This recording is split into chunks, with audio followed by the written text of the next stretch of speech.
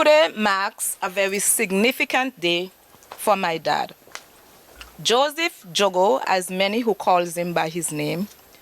October 11th was when this legend of a man, a dad, a grandfather, a brother, an uncle celebrates his 90th birthday.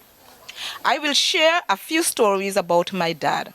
Pops did not have the best life growing up, but he remained strong, humble, and most of all, content. And today, I give God all the praises for seeing my dad reach this milestone in his right mind with great communication skills.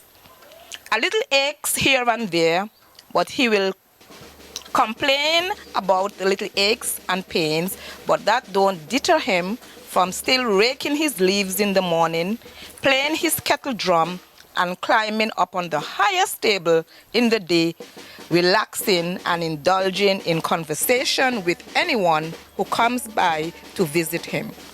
He sells his little drinks to keep him occupied. I personally admires my dad at this age because he don't let nothing, and I said nothing, bothers him. And this is one of the things I tries to patronize. My father was blessed with 7 wonderful children, 1 who is now deceased, and all who are girls. He is a stepdad to my mother's 2 oldest children, and all who he raised on his own. When I sit and reflect on the great lessons that were taught by my father, all I can say is thank you, Paps. Because those said lessons were instilled in my son, and now I am able to pass on some to the students in my care. My father taught me well. He is a no-nonsense father that wears a serious look on his face. Over the years that I have known my dad, he was never a lazy man. He worked tirelessly to support his children, and that he did with pride. I can recall 2 main jobs that he did for a living to make sure that we were comfortable. They were farming and fishing. My dad planted about every crop you can think about, and we too, as children, had to engage in one way or the other to assist our parents. My parents used to work in the mountains, and I can clearly recall every Saturday mornings we had to get up early to trod those rocky roads up to the mountains. Life with us was not easy, but we learned to understand the values of these lessons. Those times were so hard that sometimes the rain will fall overnight, and Lord, not even a pair of draggers you can find to put on our feet. And we had no choice but to trod the road barefooted. Oh, how hard it was for us. Madden's, Potworks were 2 other estates that our parents toiled. Before school in the morning, we had to go and take out the animals. We had to head water on our heads, and every Friday we had to go and pick wood for our mother to cook on the 3 rock stones. Those were the days. As much as my parents had a hard time raising us, they never kept us out of school. School was very important, and they wanted to give us the education that they didn't get enough of. Today, I thank both parents for giving me the hardest lessons to learn from. That is, to work hard and to be independent. All of us as girls, we had our good days and our bad days. We fight as sisters every day, and doing so, our father will beat us with no mercy. But today, I am a proud daughter for thanking Pops for instilling in me the values of life.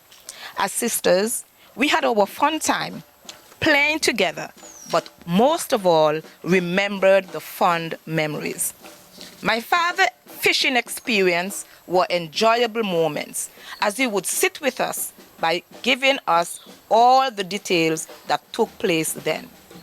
Back then, he will get out of bed at 5 a.m. most mornings and at least 3 times of the week to go fishing. The best catch would be sold to his customers in the community, while the little neartail is what we would have to sit and spend quality time cleaning. After spending hours over the pot cleaning these neartail, you don't want to see our fingers and our hands as they were all cut up and dig up from the fish bones.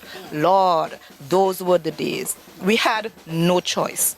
It was during my high school years that I can recall one morning. My dad had no money to give me for lunch. As the father he was, that he had to bring a bag of flour on his shoulders from the main road to where he lives. My mother then had to get over the 3 rock stone to fry bake for us to take to school for lunch. Lord, I was vexed like crazy because all my classmates had their decent lunch, but here I am, had to dig my head into my school bag to bite my greasy Johnny cake. Not even a bottle I had, but my water bottle was a mayonnaise bottle that I washed out, and I used to put my drink and my water bottle for school. Thank you, Pops. I learned the hard way to be content because of the way you raised us. You gave us what you both could have afforded. My father is a giant of a man. They say I look like him, but I will take that any day because I have adopted some of his genes. Many have gone beyond the great who haven't seen 90. And today, my father is 90 years and strong. During his time sitting at home, he enjoys playing his kettle drum. I will say this much. At the age of 90, my father is the best and will forever be the best at this art form in the Federation of St. Kitts and Nevis. None like my dad. This year, for the Culturama 50, he was honored in the Cultural Legacy category for his long-standing contribution towards preserving folk music on Nevis. I proudly accepted this award on his behalf. My dad enjoys playing his kettle drum, and this, I say, helps to contribute in developing his muscles. My dad sits and plays his kettle drum with great passion, pride, and dignity because of the love of this art form. During his early years, he traveled to Miami, Barbados, Suriname, Trinidad and Tobago, St. Thomas, St. Croix, Statia, and other close-by countries playing this kettle drum. So today, I am showing gratitude to my dear dad, who worked very hard for us by taking a few days from my job to spend this momentous occasion with you. Pops, I love you endlessly, and may God grant you the strength daily to continue to trust him so that you can live many years that he has for you. You have proven to me that you are a soldier. Since the passing of your wife, you stood your grounds. You hold the fort. You stood tall to the age of 90 and never gave up hope. Sitting with you whenever I visit home makes my day. You have a great sense of humor, and I honestly enjoy all my visits with you. Your old stories that you will retell shows that your mind is ticking like a clock. So perhaps we will make sure you have a 90th birthday that you will forever cherish. We will do it your way. So perhaps enjoy this day and continue to lift up God in your prayers. Love you, Pops. Enjoy this, your 90th birthday. Thank you.